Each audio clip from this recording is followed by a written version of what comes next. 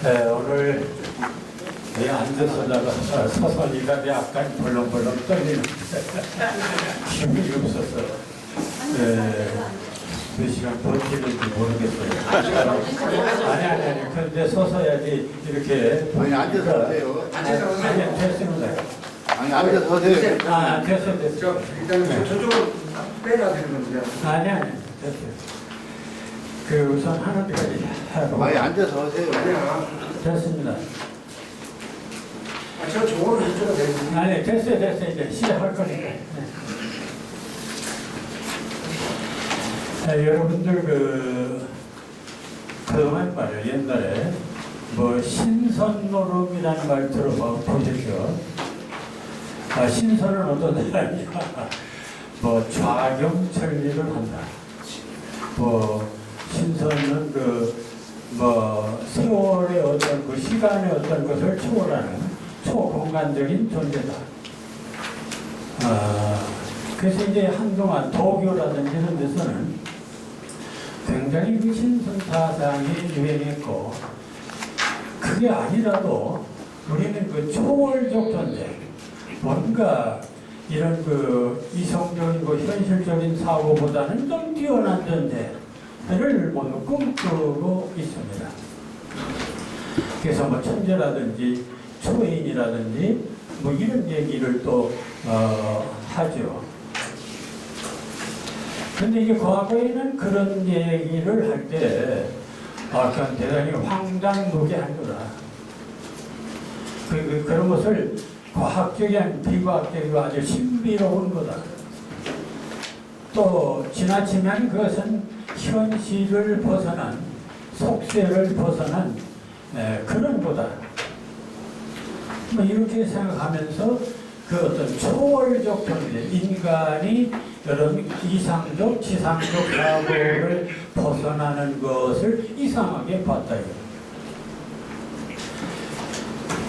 예수가 그 문둥병 환자를 고치면서 내 믿음이 너를 낫게 하였다. 뭐 이렇게 하니까 아니 어디 믿음이 낫게 할 수 있나 이거. 그러니까 예수가 문둥병을 고칠 때 굉장히 기적으로 생각하는 것입니다. 그리고 이것은 과학적으로 있을 수 없는 거다. 그러니까 그냥 종교적으로 하나의 그냥 부자 뭐 이런 것도 있습니다. 좀 더 얘기할까요? 이제 불교에서 자타불이다. 나와 너는 둘이 아니다. 무슨 소리냐 이게. 너는 너고 나는 난데 둘이 아니다. 그게 말이 되는 소리냐 이게. 종교적인 그건 하나의 뭐 얘기다. 따라서 그것은 과학이 아니고 비과학적이다. 이런 생각을 했죠. 그래서 종교는 과학하고는 별개의 것이다. 이런 생각을 해온 것입니다. 옛날에는 지구는 그대로 있어요. 하늘의 별들이, 태양이, 우주가 돈다. 땅은 평평하다. 그게 과학이었어요. 그러니까 과학, 그게 영원한 진리냐? 아니다 이거예요. 그러니까 과거에는 지구는 평평하고 움직이지 않는 거예요. 지구는. 내가 엄연히 이렇게 서 있는데, 그리고 별이 도는 거고 태양이 도는 거다. 그게 지구가 최고다. 우주의 중심이다. 이런 또 생각을 했죠. 그런데 갈릴레이가 나타나서 무슨 소리야? 지구가 돈다? 이렇게 발표하면서 완전히 뒤집어졌습니다. 그러니까 사고방식, 과학조차도 완전히 바뀌어야 하는 형편. 그러니까 우리는 기존의 과학을 그게 절대적인 진리다 라고 생각했고 절대 불변이다 라고 생각했는데, 그 절대 진리라고 하는 과학도 왕창 변하더라, 그런 얘기입니다. 자, 그러니까 여기서 우리들은 정말 이 사고의 전환, 필요에 따라서 생각을 과감히 전환할 필요가 있다. 이런 것들이 전제가 됩니다.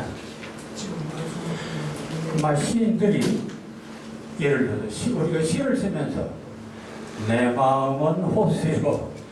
아니 마음은 마음이고 호수는 호수지 어떻게 마음을 호수라고 하냐.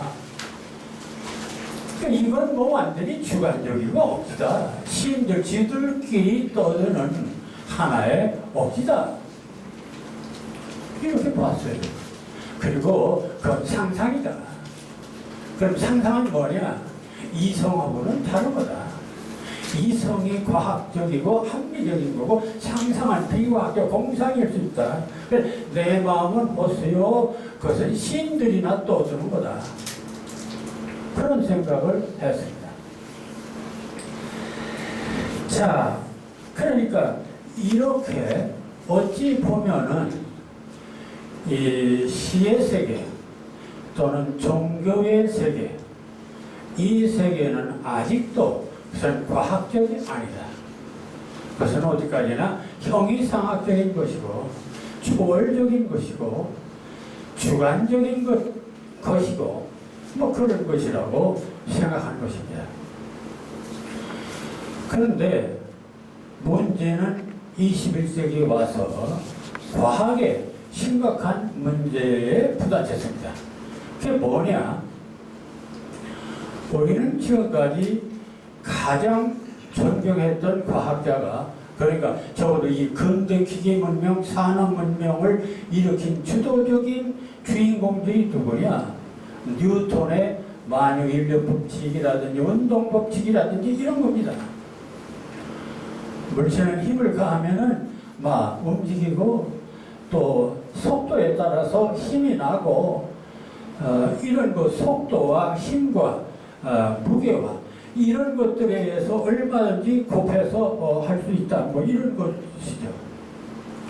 그리고 그런 세계를 우리는 요즘에 와서는 소위 고전역학 또는 고전물리학이라고 말합니다. 근데 요즘에 와서 고전물리학 대신에 양자역학 또는 양자물리학이 등장하게 됩니다.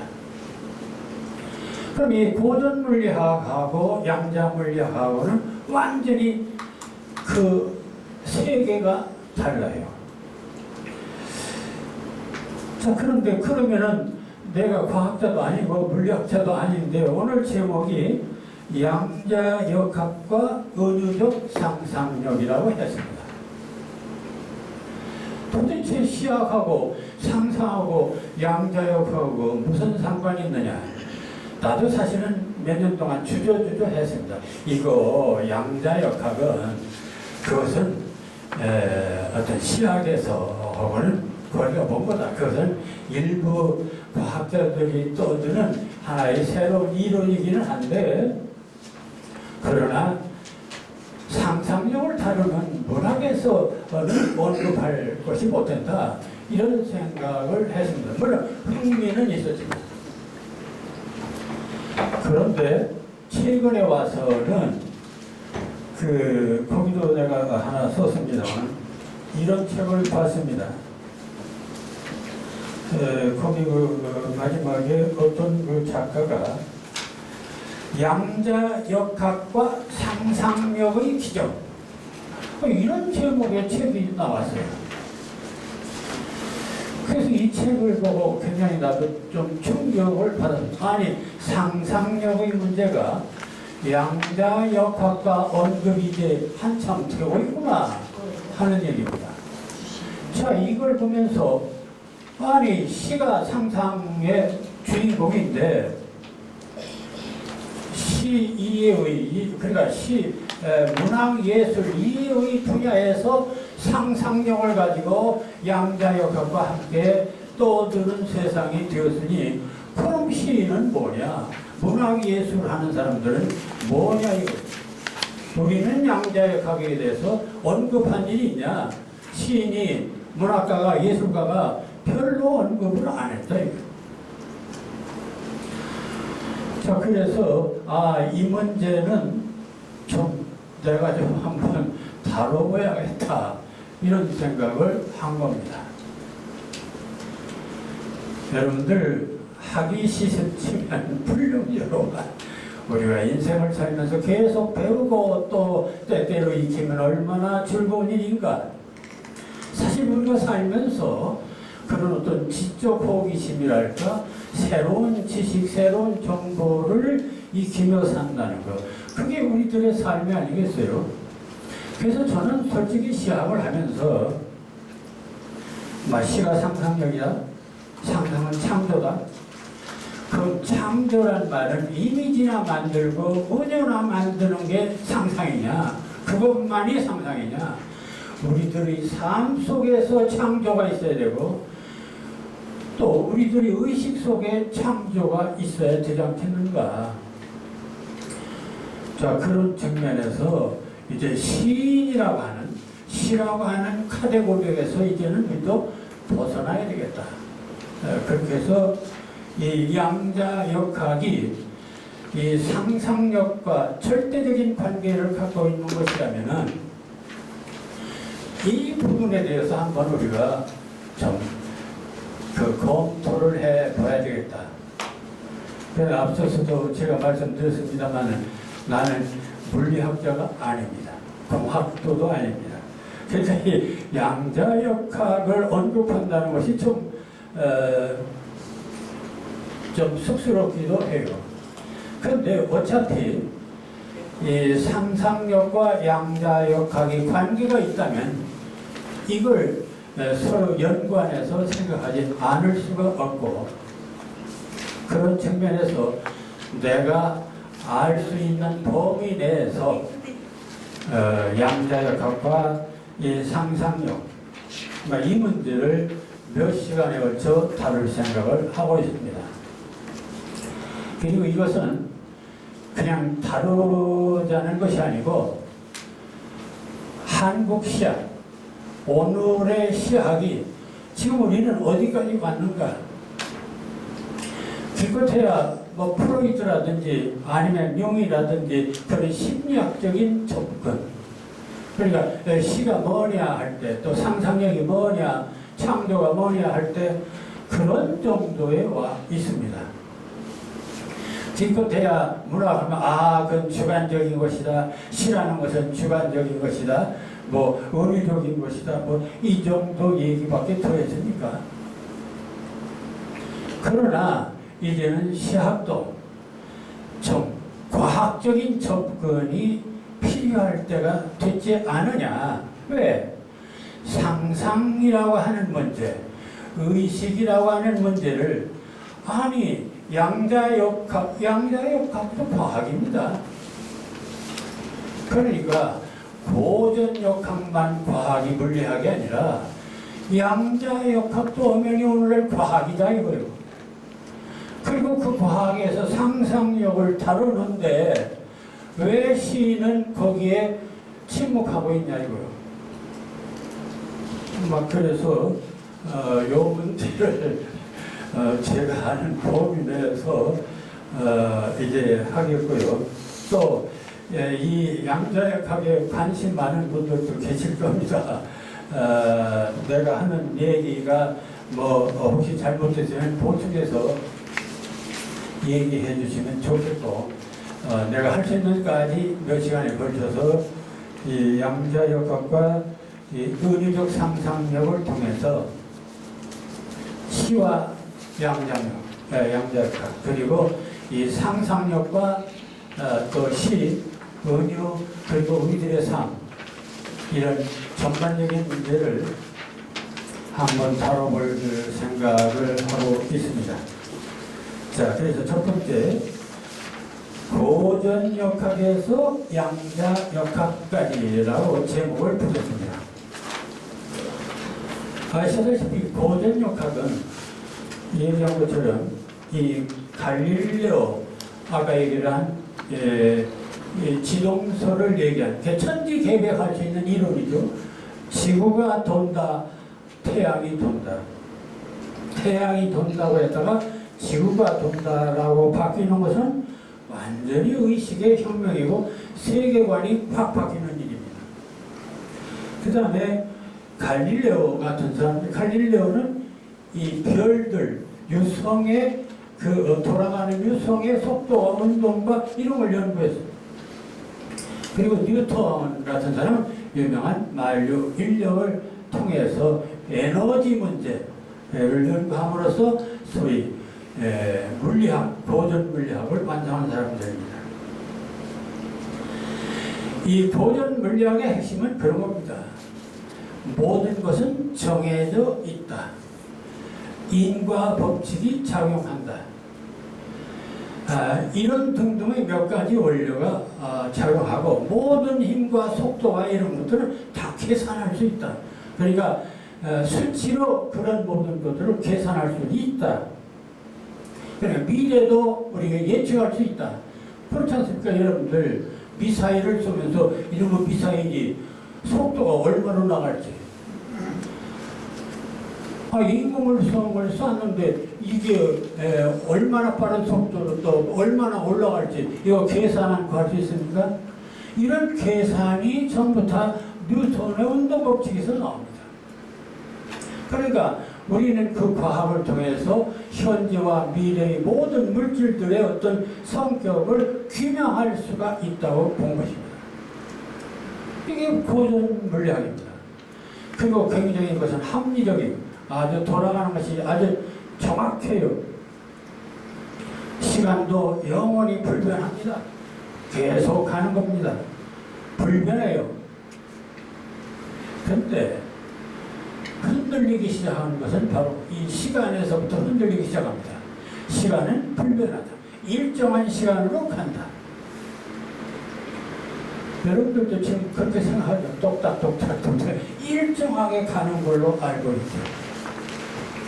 그런데 이 아인슈타인이라는 천재가 나타나서 시간이 똑딱똑딱 일정하게 가는 줄 알았는데 아니 이놈의 시간이 늘었다 줄었다 할 수 있다고 하는 것을 발견했습니다. 실험에 의해서. 여기 여러분들이 좋아하는 과학이죠. 실험에 의해서 발견. 시간이 조정이 된다. 느리게 갈 수도 있고 빠르게 갈 수도 있다. 이런 거예요. 아니 어떻게 시간이 느리게 가고 빠르게 간다는 얘기냐 이거예요. 그게 바로 유명한 상대성 원리, 특수 상대성 원리에서 그걸 밝혀냈어요. 여러분들 그렇지 않으면 예를 들어서 내가 자동차를 타고 가요. 옆에 빛도 있어요. 그 빛이 1초에 30만 킬로로 가요. 그럼 내가 버스를 30만 킬로 가는 초속 30만 킬로 가는 버스를 타고 빛하고 같이 출발했어요. 그럼 똑같이 가야죠. 똑같이 가야죠. 그런데 똑같이 가지를 않고 30만 킬로로 똑같이 가는 줄 알고 봤더니 빛이 벌써 30만을 앞섰어요. 이상하잖아요.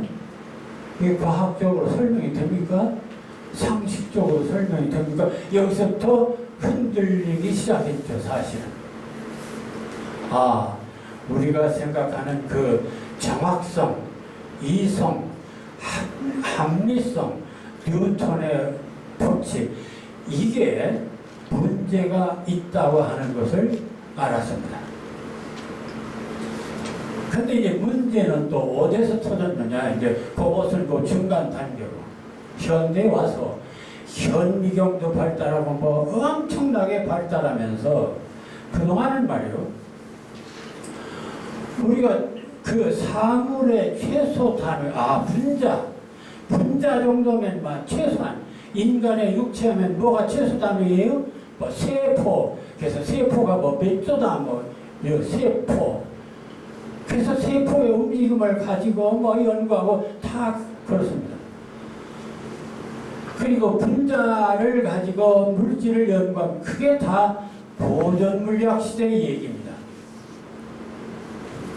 그런데 이게 현미경이 발달하고 과학이 발달하면서 그 분자, 그 이하의 세계, 그리고 원자라는 세계가 또 있어요.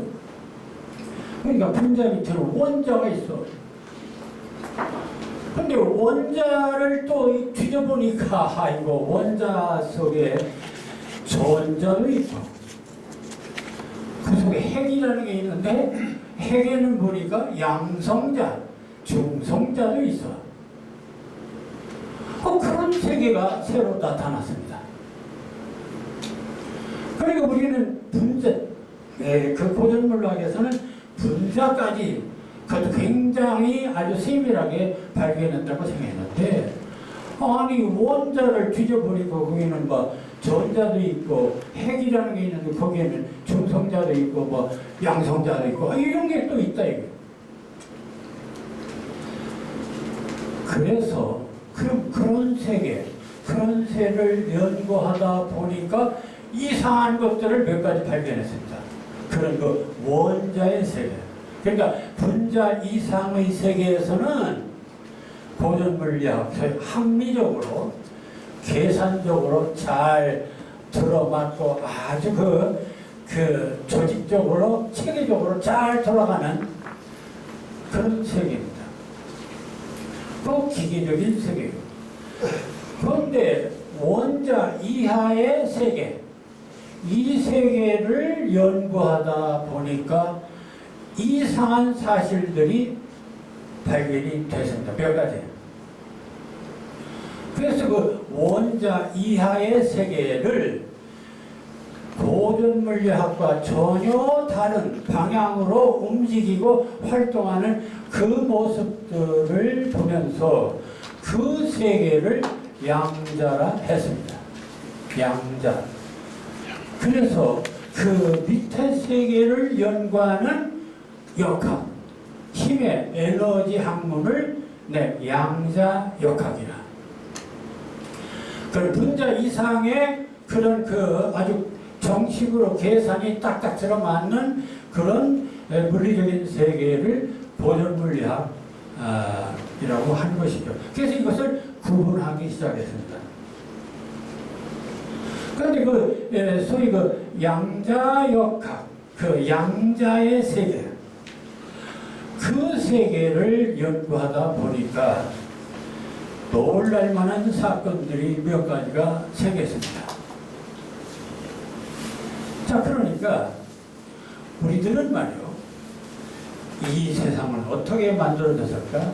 물질의 근원은 무엇일까? 인간의 근원은 무엇일까? 이런 문제에 호기심이 있겠죠. 지금까지는 분자 정도, 세포 정도까지면은 그 정도면은 굉장히 과학적이다 라고 연구를 했습니다.